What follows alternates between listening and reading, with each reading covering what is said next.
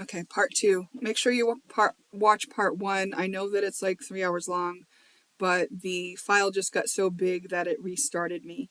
And what I was saying was that I have to go against the grain many times, and that has been like, ooh, over time. But I think now I'm getting to a time when it's going to be easier for me to do because I'm no longer going to feel intimidated by the authority or the fact that people can abuse their authority.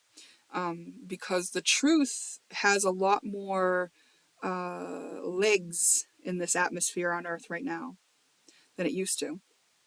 Like before I cleared the wounding that I had and stored in me about the abuse of authority, I would even feel a bit intimidated by this like cancel culture because it's like so many people jump on that bandwagon when it's so far off. It's so far from the truth that it's like it was kind of intimidating for me to look at like a large number of people being so misled. And it's like also I can't discredit their point of view just because I can't see it, but also like that's not the truth. And like I understand that there is this thing called mob mentality, and I think maybe I need to study that a little bit more to get more comfortable with dealing in it and facing it, because I do believe that my truth and my voice is going to be the contrary voice in a lot of cases. But those that can tap into what the resonance of truth is will know the truth when they hear it, you know?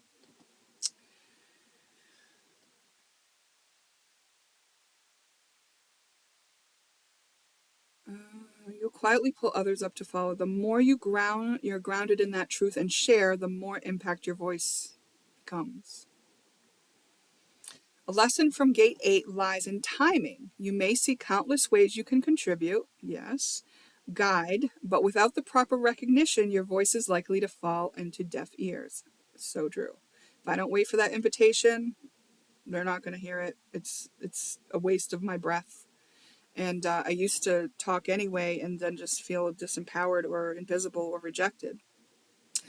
But I didn't understand that I needed to wait for an invitation because I didn't know about human design.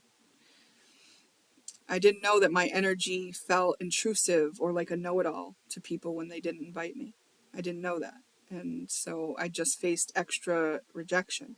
When really, following my strategy and authority allows me to just be in the observer mode. Like, oh, that person's not inviting me. They cannot benefit from what I have to say anyway. So I can save my breath, you know?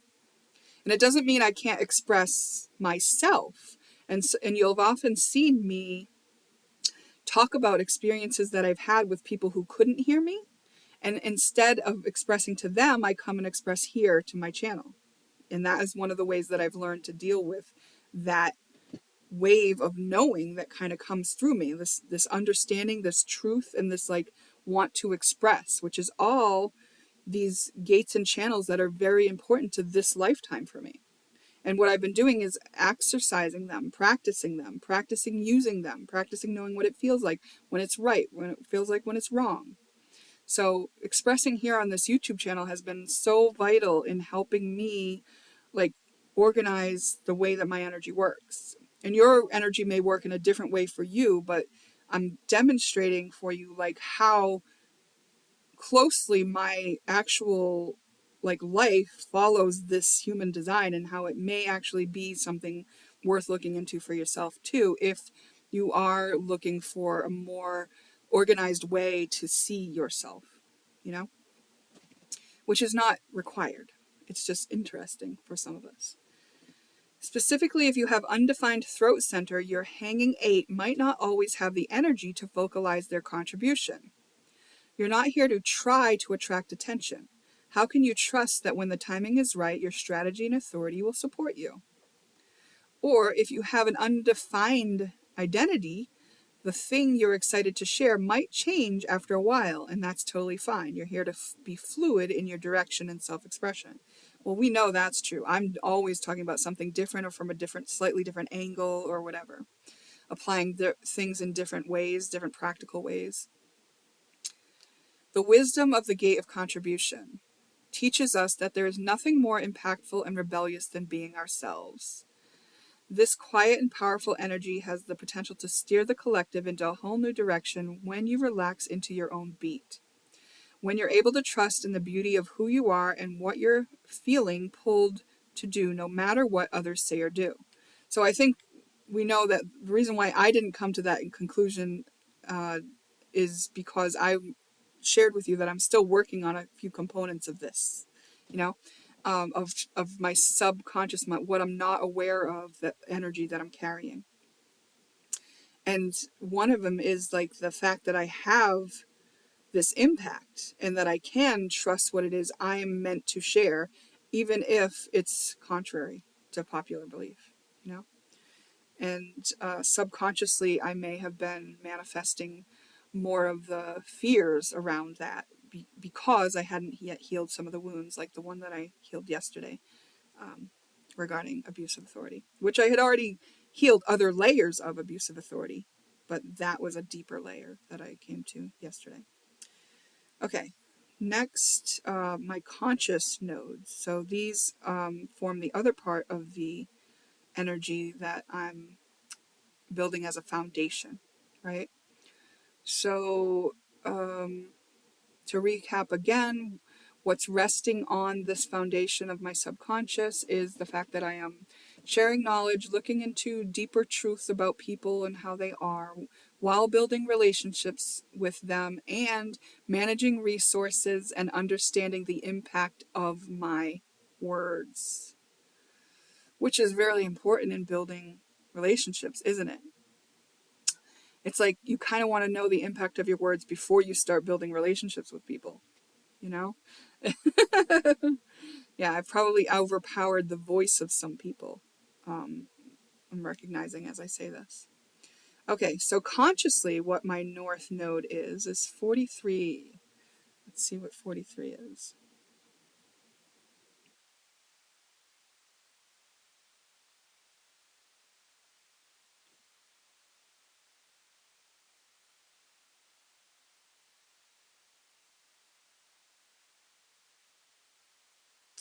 And I want to see if it's connected to anything. 43. This is the thing I was using the glasses for.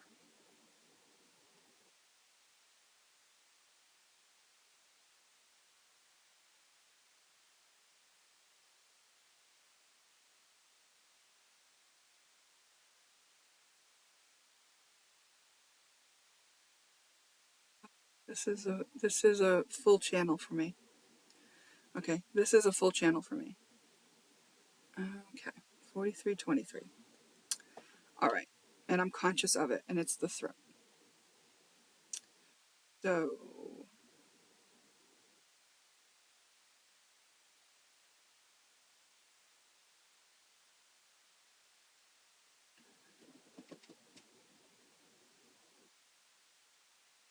the gate of insight. So, here's another piece of the foundation. The foundation being managing resources, expressing even if it's against the odds, and insight, sharing insights.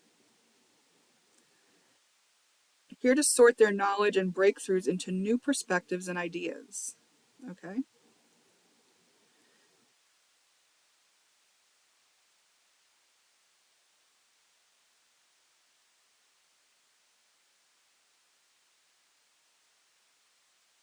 Starting in the Anja, our cognitive awareness center, 43 Gate of Insight transforms and organizes individual inner knowing into ideas and concepts, which then reaches towards the throat, the center for voice expression, communication, and action, where 23 Gate of Assimilation takes those insights and packages them so they can be delivered and expressed. Oh, yeah. Yeah.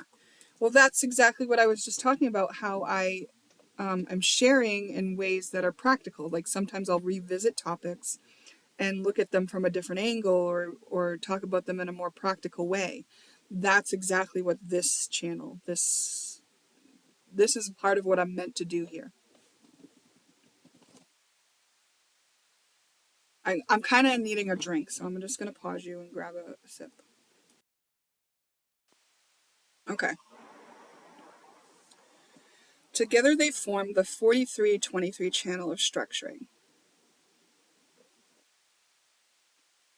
This gate is always actively processing, making sense of the world around them. It's constantly structuring their inner knowing, leading to personal quantum leaps. So true. Remember I said I outgrow people a lot. That's because I quantum leap. I jump timelines quite a bit. I have some videos on that.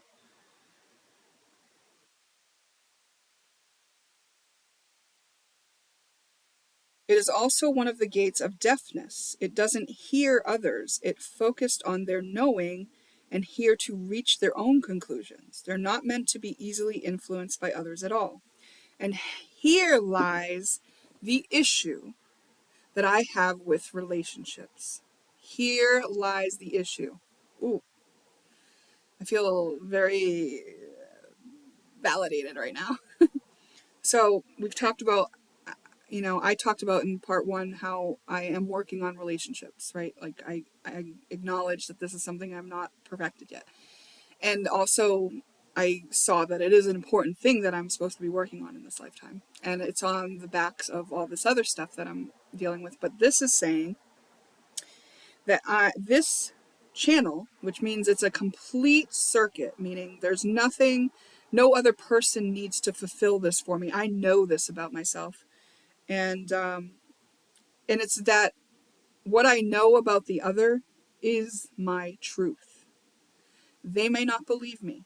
They might think something else of even their own energy and experience. And that is true for them.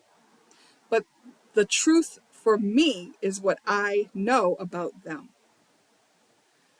You can see how this is a real issue for relationships. How am I going to have an intimate, deeply bonded relationship with somebody when I feel like I know them differently than they know themselves? And they're not interested in my view of what I know about them.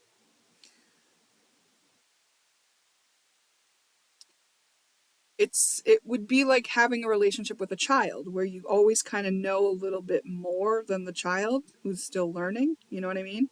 And it's like, okay, yeah, that's nice. A teacher student relationship is nice and stuff, but it's not a relationship of,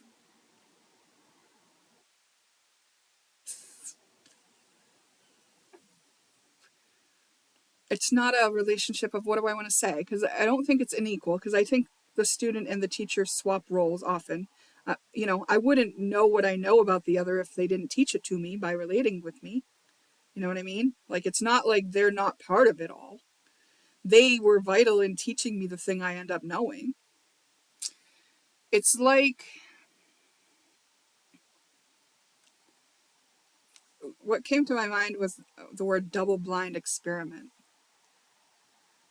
Yeah. It's like being in an experiment, but like they don't know they're in an experiment with me. And if they knew, would they want to be? I don't know, something like that. This is a difficult, even though this is fully conscious for me that I do this, it's difficult for me to place it within the context of relating and how it should fit. So maybe this is something I'm learning about right now as we talk about this. So let me see what else it says. It doesn't hear others. It focused on the knowing and here to reach their own conclusions. Not meant to be easily influenced by others after all. And I'm not easily influenced by others after all. That's why anything I learned, I always experimented with. I always found out for myself. In fact, these breakthroughs often come through in flashes. In an instant, everything clicks. Yes, yes. Even when it doesn't make sense to others. Yes, so many fucking times I've seen things, it clicked in, it's clear as day, and like they don't get it. I can't even make them feel into the depth of where I see it from. And words fall short sometimes, right? It's a knowing. It's not like a lesson plan that gets downloaded into me. It's not like the ability to teach it. But I do have that other channel which helps me learn to teach it. But sometimes that is a process. Sometimes that's like oh, you don't learn like that. You learn like this. You know? Okay. Even when it doesn't make sense to others, it's not a rational knowing per se. nor necessarily backed up by facts. A big lesson is learning on when and with whom to share. Yes. But like when you're in a relationship with somebody and like depending on that the role of that relationship in your life, it's like it's difficult to be in that space of like I know something and I'm not allowed to share it because you're not ready to hear it. It's like that doesn't foster closeness that I sometimes very much do long for. And apparently I'm learning how to get or how to be. How to be. Oh, yeah, I like that view more. Like it's kind of like right now I'm kind of being pushed into this place where I go, oh, if it's not like I create the space that we can relate in, it's like I just be the space where they can relate and I can relate. And that's a different thing, subtly nuanced, in a nuanced way. Okay, yet the 43 without the 23 might not always know how to verbalize or have the energy to properly express that inner knowing with others. So I do have that eventually when I understand who's ready to hear it. Individual knowing circuit and projected. This part of the individual knowing circuit is about empowering yourself and leaning into your individuality to ground into your own personal truth, daring to draw outside the lines and think differently. Some of your insights might mutate, inspire the collective, and some might not land. That's okay. This is your individual truth. Yeah, like one truth that I can, that comes to mind when I say that is this truth of, well, I have a whole video on empaths and healing the empath wound, I think it's called. Watch that if you want to understand an example of this for me. This is an impulsive energy. It goes through the melancholy of inefficiency, of not being able to express themselves properly, of never knowing enough, and fear of being terribly misunderstood by others. Yes, that has happened where I've triggered people by trying to explain, you know. As a projected energy, recognition and invitation before sharing will ensure this energy is better received. Yeah. Your breakthroughs are not for anyone or everyone. Even if I have a breakthrough about another person, it doesn't mean I can share it with them. Do you know how infuriating that can be? Do you know how frustrating that can be? Like, oh my God, I was just given a whole insight into your blueprint and you don't even care. You don't even want to look in my direction. You do not care what I see about you right now. Oh my God. Why am I given this? It's like that. I know, like it's like, oh, what a terrible problem to have. Well, it is. Sometimes make me feel lonely. It make me feel like, what's the point? You know what I mean? It's like because relationships are so important, and as we know, I'm still learning how to make that happen even though this is the case. So I will figure it out. I'm not giving up or anything. I'm just kind of expressing like what it's been like and why I'm not perfect in this yet because I'm still learning and I'm still having these experiences that I'm kind of sharing with you what they make me feel like and think like, you know?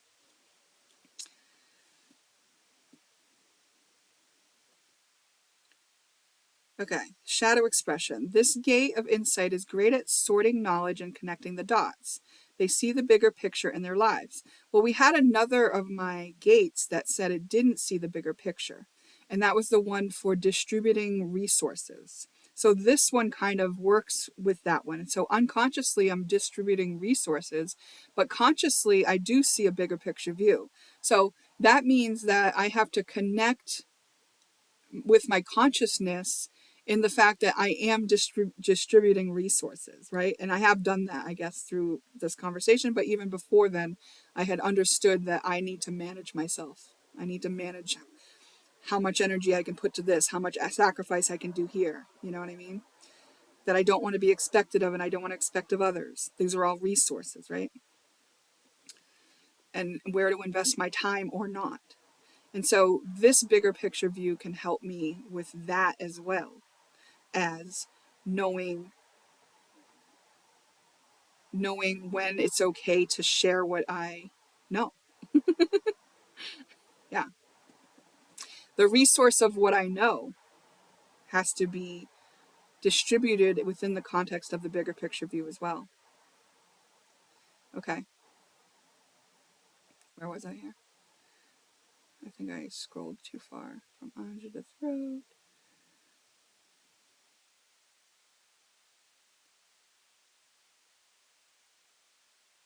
They see the bigger picture in their lives, the thread that binds everything together.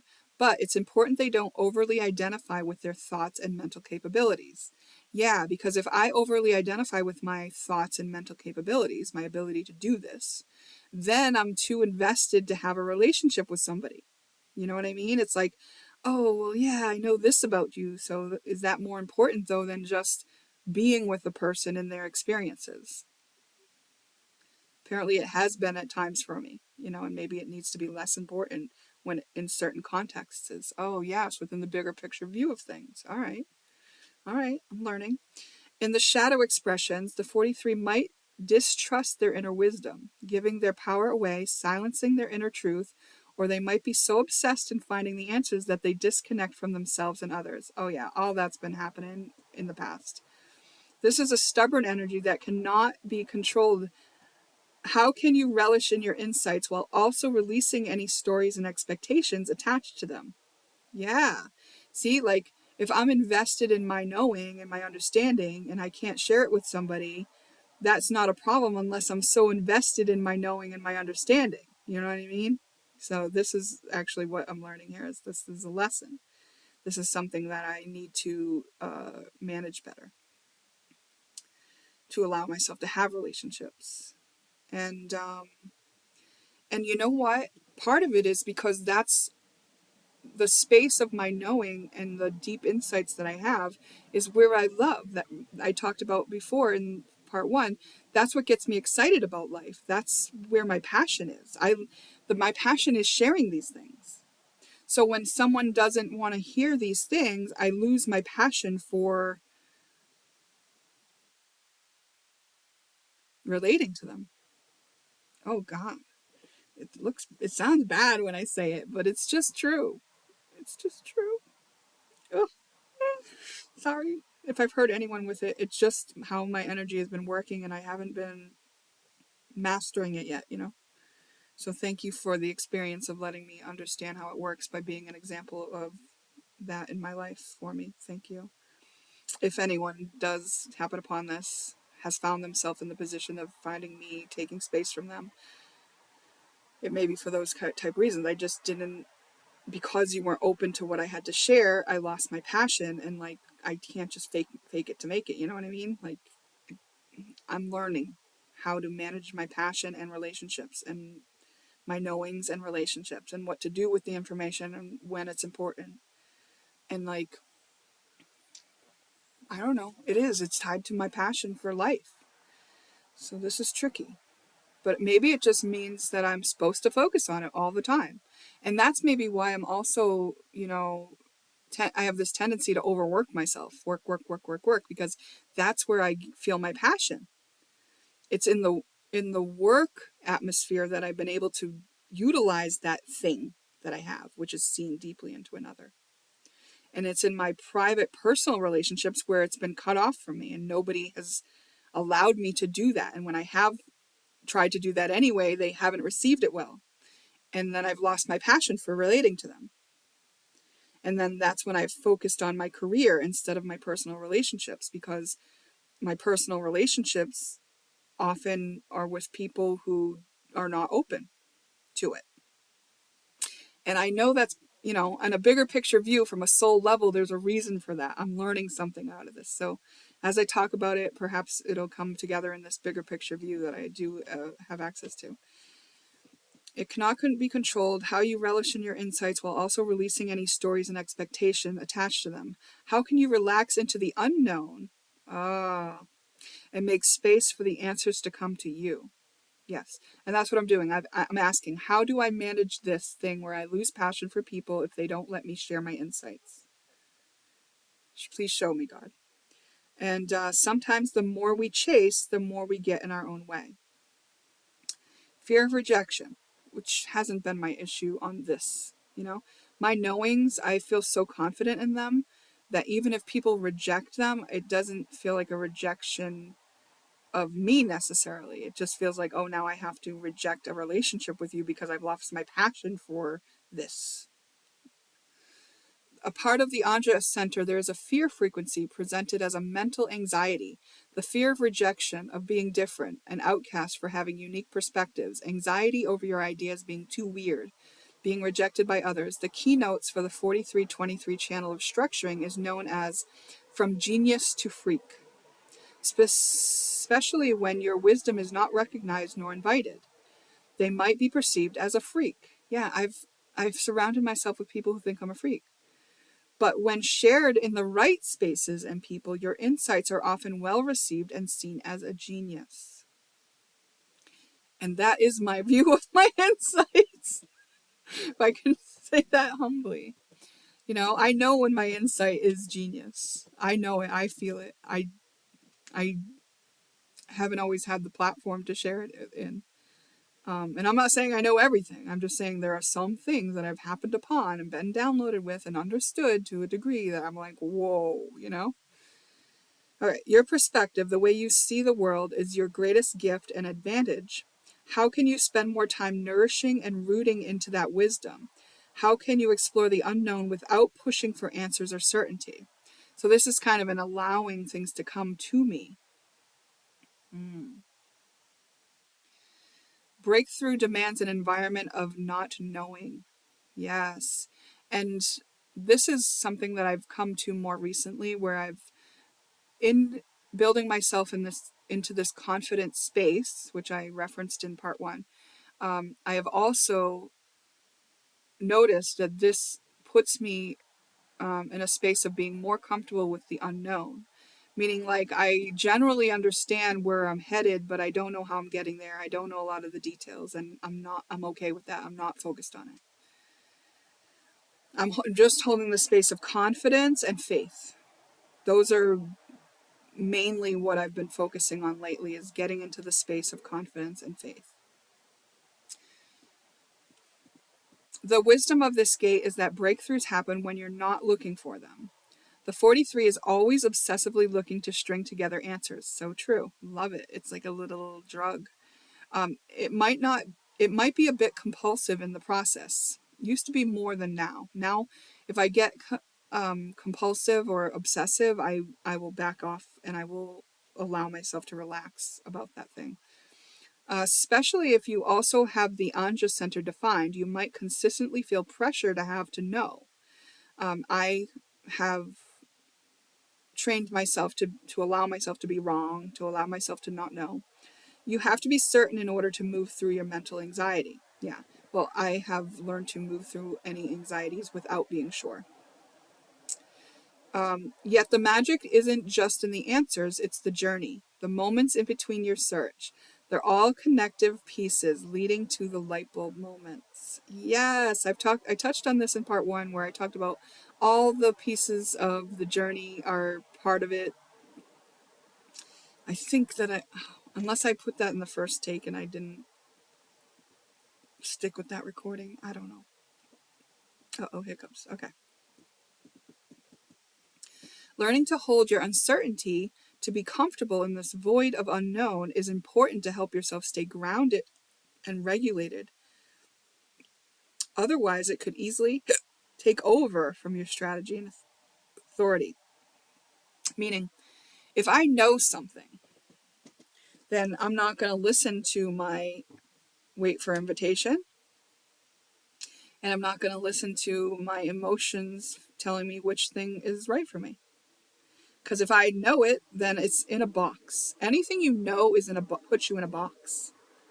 So actually, genius comes from being outside the box, being not defined. Not knowing is more genius. You know what I mean? Yeah. I don't know what else I can say about that. I feel like, all right. See, when I step into talking and expressing about the unknown, it's harder to find the words, right?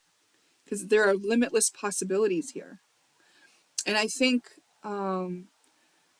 to get to the place of limitless possibilities through what I know, that does take skill. And being surrounded by people who do not care what I know helps me to actually consider that what I know isn't that important. Which, overall, it's not like the end all be all truth, but it is something that's helpful in pushing me to not so much depend on the fact that I know things. You know what I mean? And to be more open to the unknown. Ooh, I love that. I love discovering the context of having people around me that don't get it or that don't care about what I know. And giving me that realization that that's actually serving me in this other way, where it makes sure that I don't get too comfortable in the place of knowing, of being the know-it-all. It's like, well, what about what you don't know? And there are limitless possibilities there. And in part one, I talked about how what you know at a certain level becomes maybe untrue at the next level. And so you're just kind of using these pieces of information to perpetuate you forward in the process of honoring where you're at is the process, is the journey, is the thing, is life. And so this ties into that, where my left angle cross of uncertainty, this this node, this north node, that it's being supported on the foundation of this knowing that what I know, I really do know it when I know it. And when I know it, and when it's invited to be shared, it's helpful. Even if it becomes obsolete for me the very next day. Even if I've shared a wisdom with somebody that becomes obsolete for me the next day, the fact that I was invited to share it and it felt right in the moment for me to share it with them means that it was helpful for them in their journey, and that now I've graduated beyond that, and that my new truth is the thing for me now. And that also keeps me in the space of knowing that I don't know all of it, and that knowing isn't the most important thing, and it doesn't dictate my value or like my value or my status. I don't have to identify with what I know so much. What I know is a piece. Oh, what I know is like the handrail on the ladder, or the handrail on the pathway. Yes, I like that.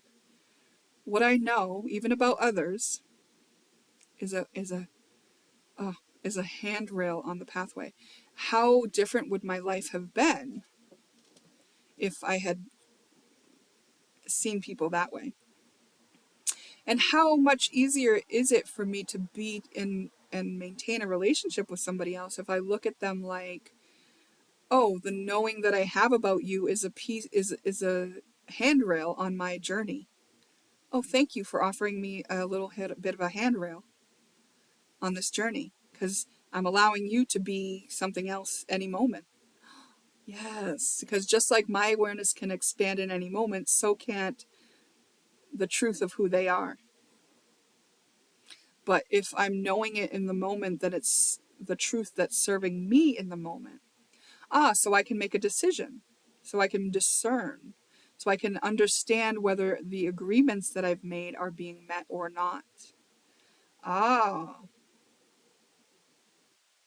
that's huge. Let me just like take that in on a deeper level for a minute, and like put it wrap it around, and or put a certain relationship that with a so-called friend into that context, and see how it feels and see the truth of it. So the truth that I know about you in the moment serves me in the moment, and it doesn't mean it's who you are tomorrow.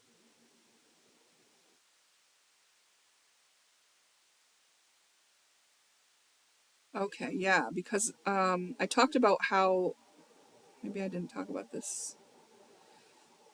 There have been definitely times in my life where I looked at people's potential and not who they were being. And there have been times in my life where I very much enjoyed having relationship and conversation with people who actually ended up not being for me, you know? And what I mean by that was they were two-faced, or they were talking behind my back, or they were being fake and pretending they liked me, but they didn't, kind of things. And that has happened quite a few times in my life, but I was always puzzled by it because I would look at it and be like, but I enjoyed the conversation so much. And even now, knowing that they were actually stabbing me in the back or gossiping about me or secretly hoping that I failed, I still can't deny that I enjoyed that conversation we had. Like, I did like it, you know? And I don't know. So there's something in there for me about realizing that, oh, because perhaps when I'm timeline jumping, I can get a different version of that same person. So I have to revert back to my authority. How do I feel about it in the moment? Meaning, okay, I made a decision to separate and take space from you. We weren't compatible, or I wasn't, feeling comfortable with how we were relating. Now months have passed, and here you are popping up again. I can check in with how I feel again in order to discern whether or not this is right for me now. That it's not about what I know, it's still about my strategy and authority. Even though I knew that you were not right for me before, I still get to check in with my strategy and authority. And that assures that even though, like, sometimes we're put in the position to have a relationship experience with somebody and it's not a happily ever after fairy tales thing. Like, we learn some harsh lessons. Maybe they betray us. Maybe, you know, we grow apart. Maybe we're incompatible. Maybe we learn something harder to learn that causes pain and that causes us to see something in contrast to what we prefer. Sometimes that happens, and just because we're led into those experiences doesn't mean they're wrong, doesn't mean that we didn't do it right. Sometimes that is the experience. And how much more do we value the experiences that we do prefer when we do have them, if we have also had the experience of not having that? All right. The more I know, the more I realize I know nothing. Socrates. Interesting. Yeah, I get it. A lesson from the gate of insight is that the only certainty is change. Oh, I love that I said all that of my own conclusions before I read on, because I've already covered this in the first half, but I like when I've assessed an energy and then I can read about my own assessment and it resonates. And I didn't even know that they came to the same conclusions, right? It might be ironic being in the knowing circuit, but perhaps it speaks to the depths of what being human, living on this planet is. We're always changing, evolving as we learn more about ourselves and the universe. Nothing is ever static. We're constantly being transformed by our knowledge and awareness. While this gate leads to powerful breakthroughs, there's simply one of many portals. The purpose is not to know it all. It's impossible, but rather allowing this energy to move through you. How can you take a playful approach to that inner thirst and curiosity? How can you make space for the answers to come? How can you relax into the unknown? Because if you're making space for the answers to come, then you're not like seeking out down a rabbit hole and bringing yourself off course. Because what's come to you is coming through that inspiration, which is something that I've learned I want to follow rather than the rabbit holes or what other people told me was important. Modern society is locked into trying to create external security. We assume that happiness comes with financial or marital security, whereas the fact is it's not dependent on anything external. The true purpose of the 43rd shadow at a collective genetic level is to create a more efficient society so that we can arrive at the breakthrough that nothing external can buy us happiness.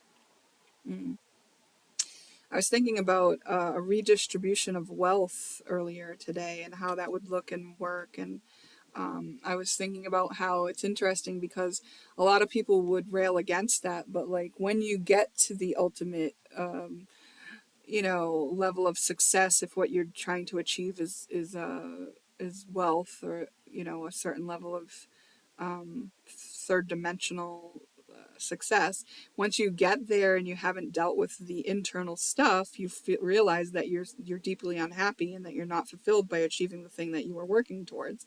And if you lose everything and you don't have any of that and you don't think you can get any of that, you can be equally as miserable.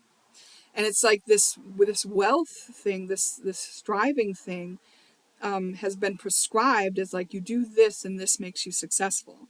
And like some people can dedicate, even obsessively or compulsively, their whole lives to trying to achieve those things, which have nothing to do with their strategy and authority, and which have nothing to do with actually achieving peace, inner peace and happiness, and actually can actually rail against and cause detriment to themselves and others.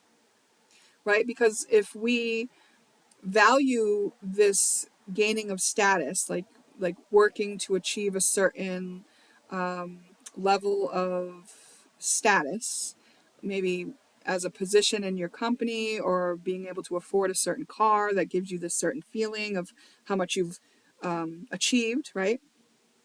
If we do that, and meanwhile we're like ignoring every other thing and like just going towards that, we can kind of get lost and not realize that like there's a whole other thing that we're living for. And if we weren't doing that, we might actually dedicate our lives to collaborating with somebody who actually, because you're not collaborating with them, is now homeless and unable to achieve this level of success, you know? And it's interesting because we are puzzle pieces and we do fit with the piece that is meant to collaborate with us. What's happening when we don't do the thing that we are driven to do, that we're designed for, is that the puzzle doesn't get made, and there are pieces that fall onto the floor and that can't even get up again because they don't have the inspiration, the example, the understanding, the knowing. They don't have their gates completed into channels that can actually move the energy that they're in. That's tragic, isn't it? Yeah. So, okay.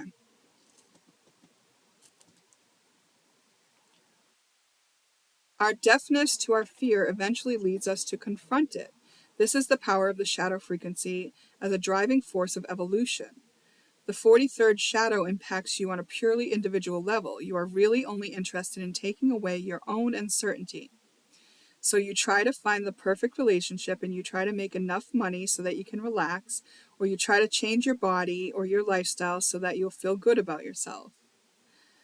Modern society is built upon the individual's desperation to escape the way we feel. Yes. Remember, both extremes that I used in that example were unhappy, because that's not what it's about. We're simply too busy worrying to hear, or we're too busy knowing that we're what we are doing to listen. We're too busy knowing that we are doing to listen, that we're not listening, I'm going to say. Again, grammar issue. Okay, so yeah, like notice that I knew something was off when I was talking about how I lose my passion for relating with someone if they don't want to hear what I know. And I understood that that was an issue that I needed to work on. And what I realize now, it's like that's where I lose my humanity. This isn't a person to just know about. This isn't a thing that I'm studying. This is actually a human being, and they have so much more to them than just what I know about them. Their experience of things, you know? Yeah, that is my truth, and I know that for a reason. But also, if I want to relate to them, I have to reach them on the place where we both understand each other. And understanding that they see it differently is an important part of that. And if I'm too busy knowing, then I lose my humanity, my ability to relate. So I think what I'm learning as I talk about this is that there probably does need to be a separation between my work and getting into that space and feeling passionate about reaching into that depth for people and showing it to them, and my personal relationships where I don't do that. And part of that has felt like, oh, I'm sacrificing myself and who I really am. But I think it's because I was identifying with what I know. And what I know is not who I am. Oh, Oh, yeah. What I know is not who I am. I feel like a big, whew, gosh. What I know is not who I am. What I achieve is not who I am, right? What I know is not who I am. Because what I know is what I've achieved. And not just in this lifetime, but my ability to utilize energy and understand and organize and frame. Those are things that I built in other lifetimes too. And it's not who I am, it's a skill I have. Wow, okay. Yikes.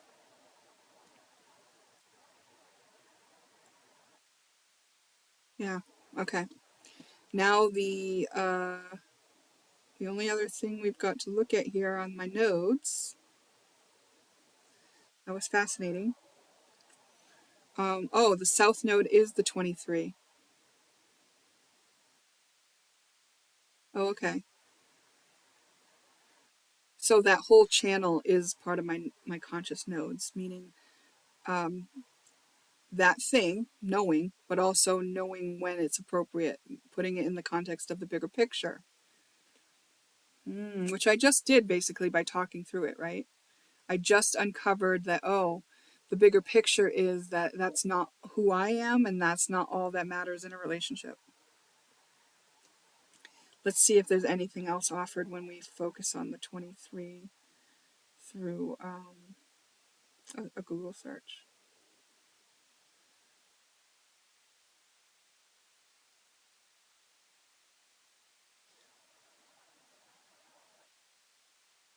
The gate of assimilation.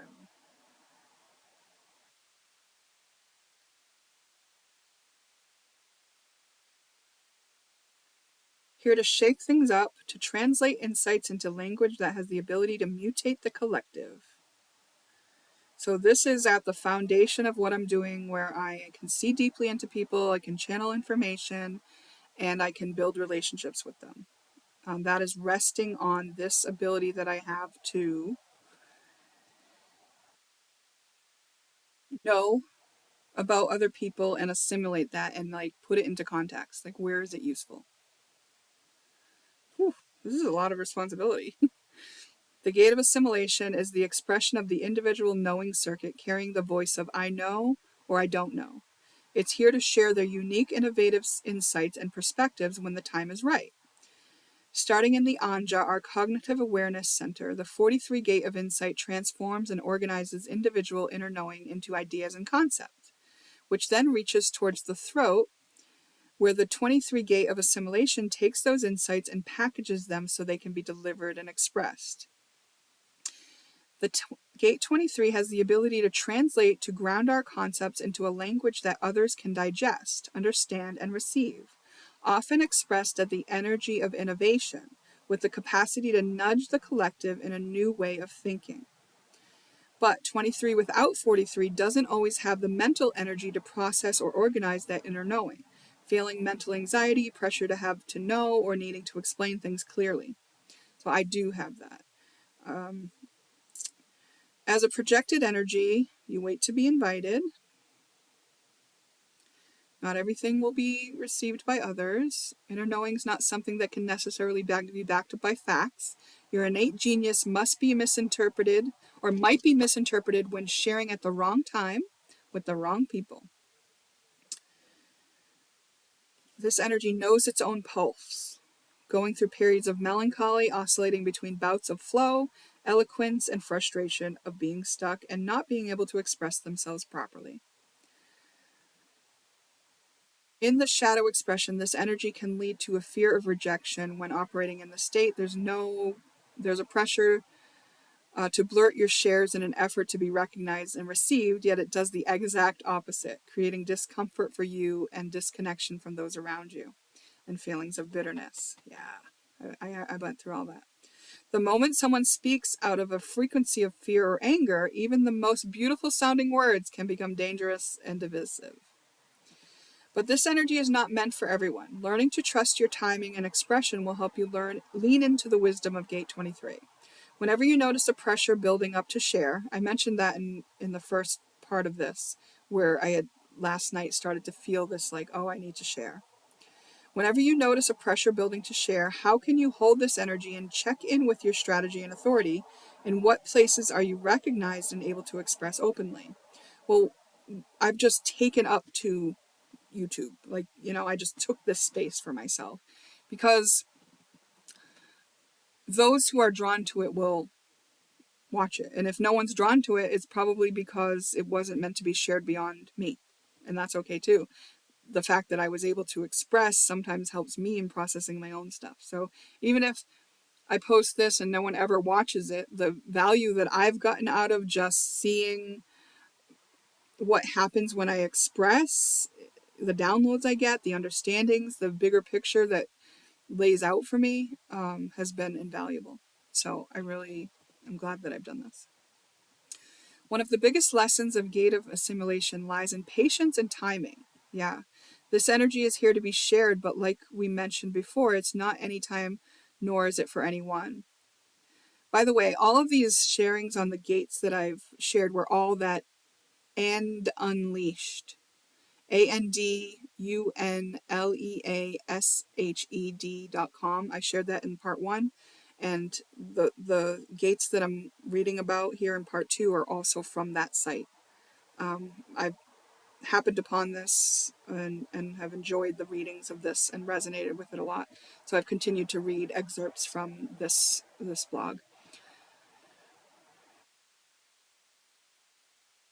It's not just any time, and it's not just for anyone. You have a way with words. They have a powerful impact when shared at the right time. Think of it as energy building up until the right recipients' opportunities appear. How you share matters as much as what you share. Some ways to work with this energy. Is there a pressure to share but no recognition? How does it feel when you received versus times when you haven't been? When you're received versus when you're not. Ah, yes. Having creative outlets where you're able to talk out loud or share openly will help you move and release this energy buildup. That's this YouTube channel. Sharing what you don't know is also a part of your process. You don't need to always know. Isn't that nice? And I believe I have done that, even in part 1 when I was talking about, oh, I'm still working on this. Oh, I'm understanding this now. Oh, I wasn't knowing, and I was sharing that. Wisdom of the gate of assimilation. It's expressed through playfulness and surrender, an ability to lean into the voice of I know and I don't know at the same time, and a sense of detachment from what we share. Oh, I love that. That's really important. Because I think it's only ego that wants to identify with what I know. And it thinks it's safe there. You know? Thinks, oh, I'm safe because I know stuff. It's like, oh no. You might actually be putting yourself in danger by knowing that. Because you might not make the right decision for your path going forward if you don't allow that to be something you knew then but might not be true now, depending on my strategy and authority. Being able to dance in the unknown, to soften into ourselves even when we don't have the answers or knowing, to ease into simplicity without the push to prove, to know or solve, to adopt a playful attitude, allowing your knowing to transcend into their own timing, making space for your truth to come to you as opposed to chasing after it. How can you settle and cultivate presence as you move around the world while trusting that the honoring your strategy and authority, the right opportunities will catalyze the magic of Gate 23? Oh, love it. That's really beautiful. So to put that all together, this having spiritual insights and understanding and seeing deeply into people and getting spiritual information about them and building relations with them rests on this idea of managing my resources, so my ability to do that or not, and being fluid with my knowings or not. Oh, it's kind of like being humble, doing what I do, but being humble while doing it. Doing what I do, but not needing to be like a dictator, not needing to be the boss of everything, not needing to be the know-it-all. And, consciously, I've never wanted to be the know-it-all, but obviously there was a part of me that was so invested in identifying with what I know. She probably wanted to be a know-it-all. I think she just wanted to know that she was valued.